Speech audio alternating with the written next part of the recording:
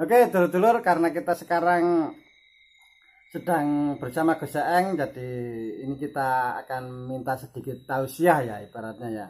Jadi gini Gus, saya ini ibaratnya kan mewakili saudara-saudara yang ibaratnya itu dalam hal kerohanian itu kan masih butuh bimbingan Gus. Jadi mohon untuk ibaratnya arahannya lah bagi kami ini supaya tidak terjerumus ke hal-hal yang negatif. Jadi bagaimana umpamanya arahan pertamanya kalau kita kepingin ke jalan yang benar itu awal-awalnya bagaimana, tips-tipsnya bagaimana supaya kita itu dalam hidup ini bisa menuju ke hal-hal yang benar dan yang tidak terjerumus ke hal yang negatif. Monggo Gus.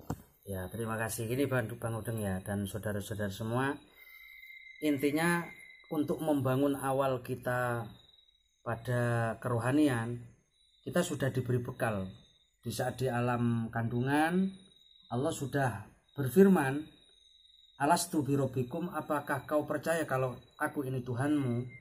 Maka janin tersebut yang sudah ada rohnya menjawab, "Qalu bala syahidna." "Iya Tuhan, nggih Gusti, saya percaya kalau panjenengan itu adalah Tuhan saya." Itu bekal awal. Di saat lahir kita sudah dilengkapi dengan hawa nafsu. Mulai kecil kita nggak netek, nangis. Agak besar kita nafsunya udah semakin besar. Sampai terus di saat titik jenuh kita diperbudak atau hidup dengan kesenangan hawa nafsu. Di usia mendekati 40 kita akan lebih sibuk mencari jati diri kita. Nah, pencarian jati diri kita yang awalnya sumpah kita, janji kita di saat di kandungan itu yang akan kita cari. Makanya kerohanian itu akan betul-betul kita pahami kalau kita membangun wadah, kalau kita betul-betul membersihkan wadah kita. Ada istilahnya itu secara kajian tasawuf takholli, pengosongan. Dalam pengosongan di sini adalah mengosongkan sesuatu keinginan yang menjadikan lupa kepada Allah Subhanahu wa taala. Itu satu. Mengosongkan di sini bukan kita mengalahkan hawa nafsu, enggak. Kita tetap mengendalikan hawa nafsu dan kita hidup tanpa hawa nafsu enggak mungkin bisa hidup. Kita butuh makan, kita butuh minum, kita butuh istri atau butuh suami, kita butuh bersenang-senang. Tapi semuanya itu harus dikendalikan dengan diri kita. Makanya kita sering mendengar ada istilah dulur papat kali mau pancer. Itu sebenarnya pancer kita adalah batin kita itu sendiri, hati kita itu sendiri. Loh, orang yang kerohaniannya mantap itu orang yang pada dirinya sanggup menyadari akan kelemahan diri, kemudian ia mengesahkan Tuhan yang Maha Esa.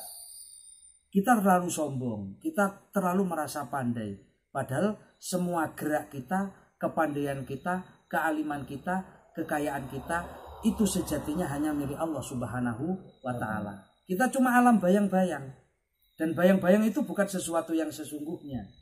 Makanya orang kalau awal kita memahami kerohaniannya, harus kita bangun wadah pada diri kita. Iman harus kita kuatkan. Dengan wadah yang kuat, dengan wadah yang kokoh, maka kerohanian akan masuk, wejangan akan masuk, pengosongan taholli, baru tahalli. Itu pengisian. Meskipun kita belajar kerohanian di mana-mana, ke ustadz, ke kiai, ke saudara-saudara kita yang lebih sepuh, tapi sementara posisi kita tidak sanggup menguatkan wadah kita, membangun pondasi kita, melebarkan wadah kita, maka kita cuma sia-sia. Mororono dikei wejangan bocor, ada gak enek. Apa wadah tersebut? Adalah wadah keimanan. Apa wadah tersebut?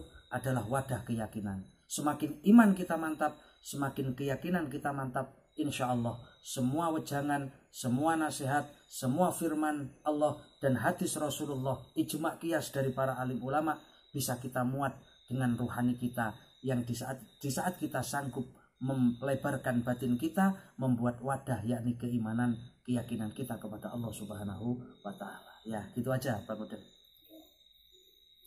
Terima kasih Gus, semoga ini sangat bermanfaat sekali ya untuk kita semua, khususnya bagi dulur-dulur yang dalam hal kerohanian masih butuh sekali untuk bimbingannya.